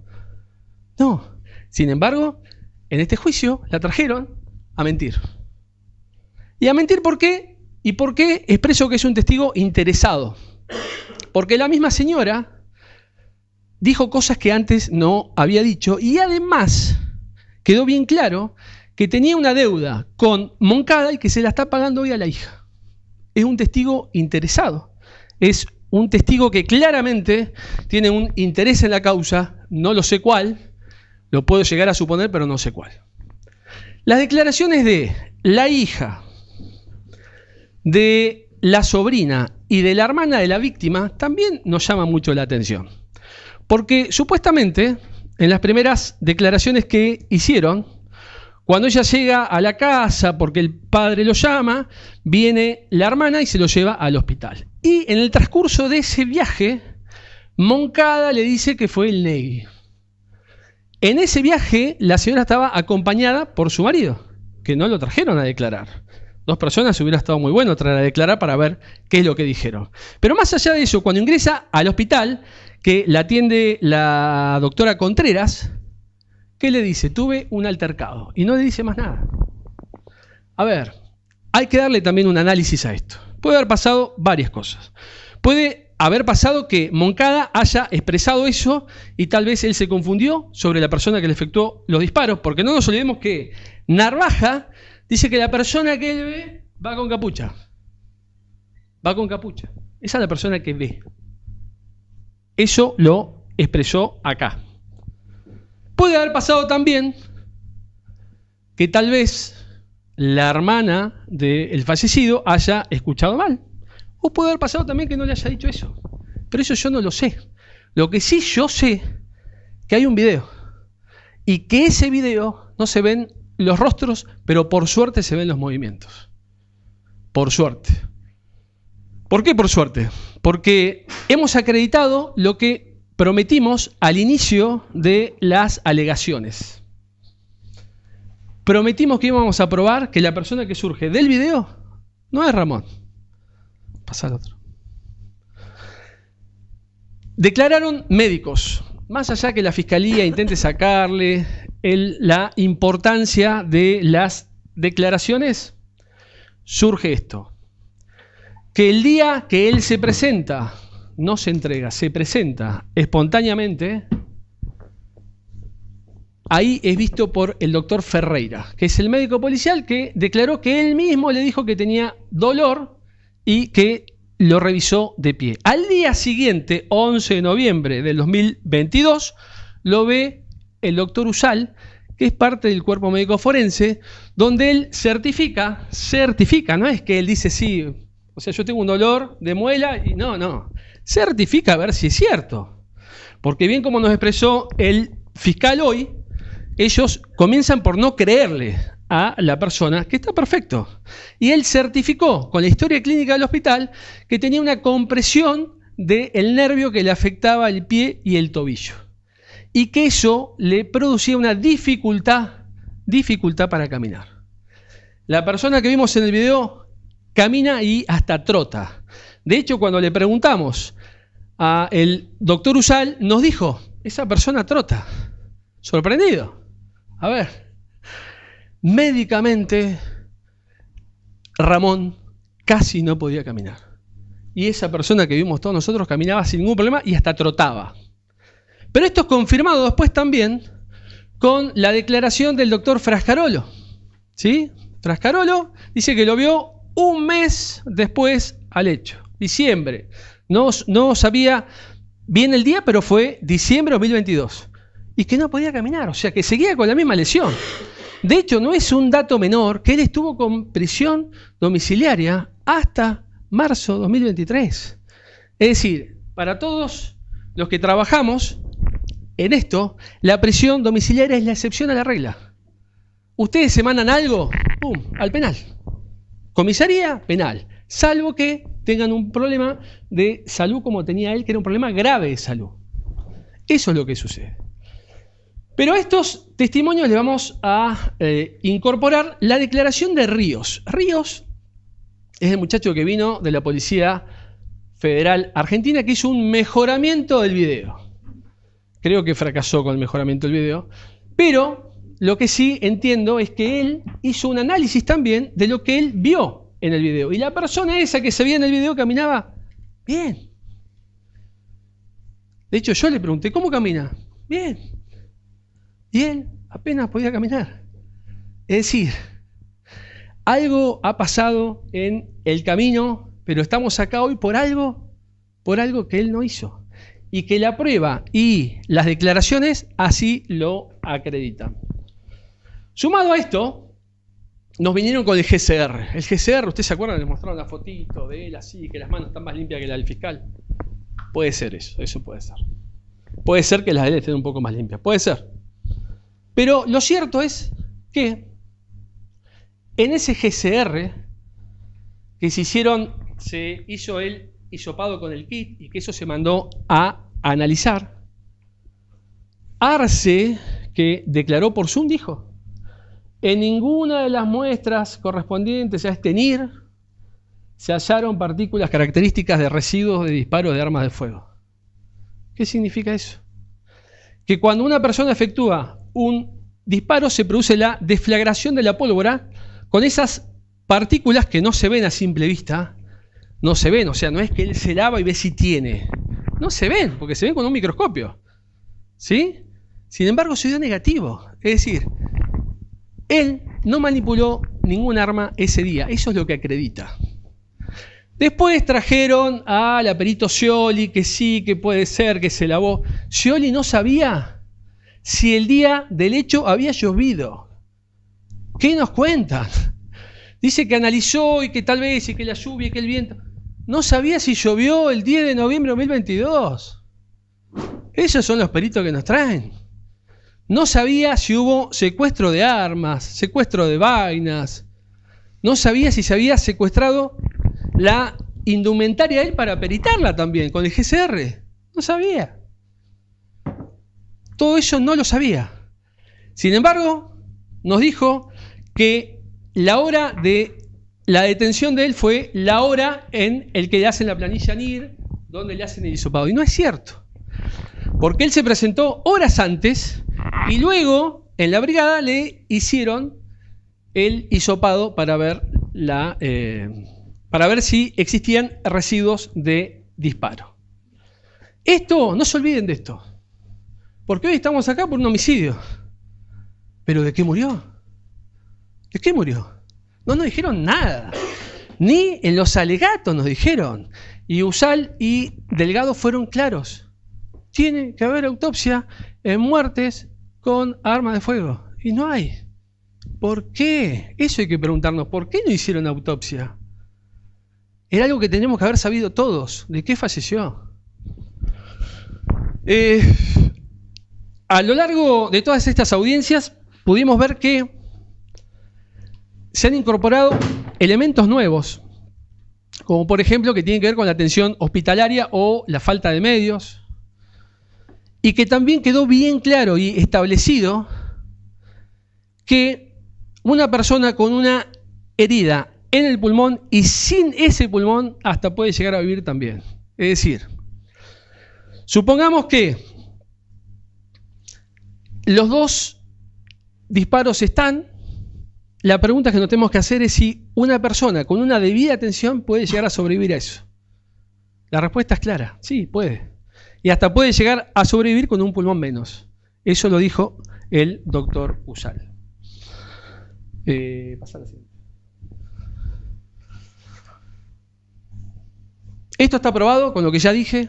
No es la persona del video y por suerte tenemos ese video que a ustedes les clarifica lo que ven y los movimientos de la persona que supuestamente efectúa los disparos y que no se corresponde con él. Ahora, lo que solicita el fiscal, que él aclare en qué lugar estaba ese día, no es algo que él se lo puede llegar a pedir, ¿sí? Lo que sí sabemos es que él apenas podía caminar. Ahora, si él hubiera dicho, sí, yo estoy en casa porque apenas puedo caminar, ¿eso se lo hubieran ellos creído? No, porque ellos fueron con esta línea. Siempre esta línea, siempre.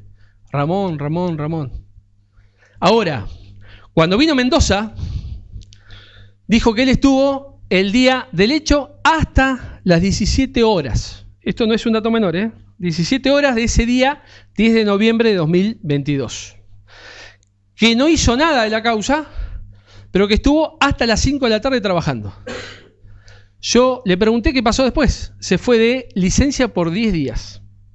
Y apareció un informe de él, con firma de él, de fecha 15 de noviembre de 2022.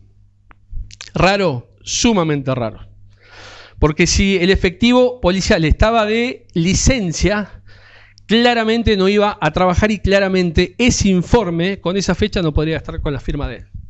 Algo ha pasado. Pero lo que sí, él expresó a la pregunta de la fiscalía, la persona que yo veo es Salazar. Yo no veo rostros en ese video. Él sí parece que los ve. Él sí los ve, porque no sé si tendrá algo mágico para saber quién es. De hecho, del mejoramiento que hizo el personal Ríos de la Policía Federal, no se ven rostros. Sin embargo, él dice que él sabe porque él lo investigó. No expresó cuál es el delito que lo investigó, por qué hecho, cuál fue el resultado. Sin embargo, yo le pregunté si tenía antecedentes penales y no sé. A ver, si dijo que lo investigó, ¿cómo no va a saber si él tiene o no antecedentes penales? A ese momento. No sé, dice. No sabía. Tiro un reporte y me fijo. ¿Qué investigaste? Nada investigó. ¿Es un testigo traído para decir? Sí. ¿Por qué? Porque saben que la persona que surge de ahí no es Ramón. Claramente lo saben.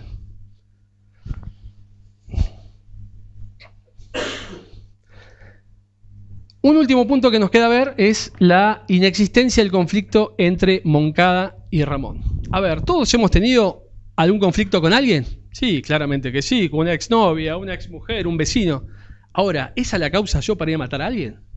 O sea, para matar al vecino, porque tuve un problema hace 10 años, ¿lo voy a ir a matar? Es ilógico.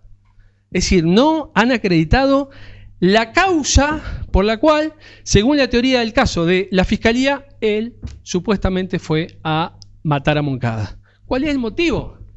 Nadie mata a alguien sin motivo. Por odio, por rencor, por lo que sea. Pero alguien tiene un motivo. ¿Cuál es el motivo acá? Ninguno. ¿Cuál es un conflicto que tuvieron en el 2013? 2013. Ese es el conflicto. Pero otro punto también es muy importante, que no investigaron a la víctima. Y desde ahí tal vez hoy podrían tener otras personas que estén aquí sentadas y no él.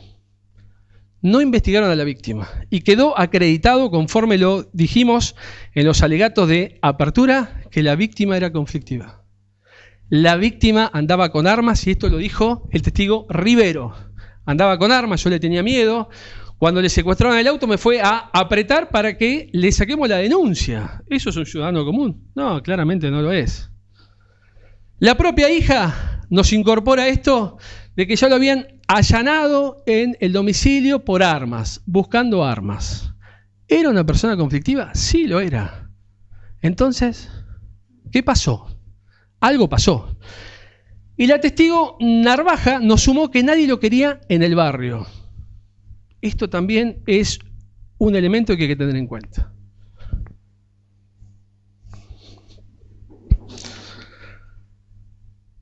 No hay nada que vincule a Ramón con prueba que al menos tenga algo de importancia, algo de certeza para decir que fue él. ¿Qué nos trajeron? Nada. Ni siquiera la causa de la muerte para estar hablando acá de que esto fue un homicidio. No sabemos de qué murió. No es un dato menor esto. No es un dato menor. Hoy podemos estar acá, cualquiera. Con esta prueba cualquiera. Ustedes, yo. Claro, fue a Richmond. Vamos a traerlo a Richmond porque se peleó con el vecino hace 10 años y lo traemos. ¿Cuál es la contundencia de la prueba? Algo de prueba. El arma secuestrada, un GCR positivo. Tráiganme algo, muchachos. Algo. No utilizar esta maniobra de traer un testigo, no, que quiere salir, sí, que era el señor. Yo creo que se dieron cuenta ustedes de eso. Esa es una maniobra muy vieja que no se puede usar. Es mala fe procesal. Es mala fe. Si vos querías incorporar eso, lo hubieras hecho antes con una rueda de reconocimiento de persona. Llevarle a la señora a ver si lo identifica a la persona que vio y no lo hicieron. No lo hicieron. Es sumamente grave. Bueno, con todo eso entendemos que han surgido varias líneas, entre ellas también la línea de que Moncada no falleció por los disparos y que Moncada podría haber recibido una mala atención hospitalaria por falta de medios o por un error inadecuado del diagnóstico, que no es una causa menor. Pero hoy estamos en un juicio por homicidios. Y ustedes tienen que ver si la fiscalía probó el homicidio y si ese homicidio es imputable a él. Con todo eso, voy a pedir que oportunamente se dé un fallo a ustedes desde la honestidad de no culpabilidad. Nada más y muchas gracias.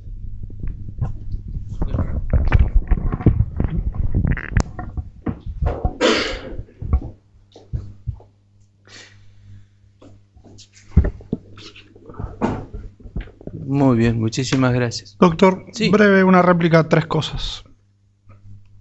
Doctor. Bien, una de las cosas que podemos hacer las partes es no decir nada nuevo, sino contestar algunas cosas que la contraparte dijo y que entendemos que no son ciertas o que no fueron así. Lo primero Por favor, es que... doctor, usted sabe el alcance. Sí, Bueno, eso es la cuestión réplica, dice, estoy explicándolo. sí, bueno, pero usted sabe los alcances de Sí. argumentaciones que tuvo oportunidad de hacer y no las hizo, no es este el momento. Vamos a lo que incorpora ahora Por supuesto. No, está bien, pero vamos a aclararlo. Usal nunca dijo que siempre hay que hacer autopsia a muertes violentas, no lo dijo así. Lo aseguró la defensa. Si hay alguna duda pueden mirar lo que dijo, sus notas. Usal tampoco es el médico que lo vio al día siguiente a Ramón Salazar. La defensa le dijo Usal, no fue Usal el médico que lo vio al día siguiente, fue Breglia. Y por último, sepan ustedes, y lo vieron durante el juicio, que si alguna parte hace algo que la otra parte considera que es incorrecto, tiene 2 opciones. O objeta la pregunta, o le pide al juez que ustedes les dé una instrucción. Cosa que no hizo la defensa, a pesar de que ahora les viene a decir que nosotros hacemos cosas raras. Nada más, muchas gracias.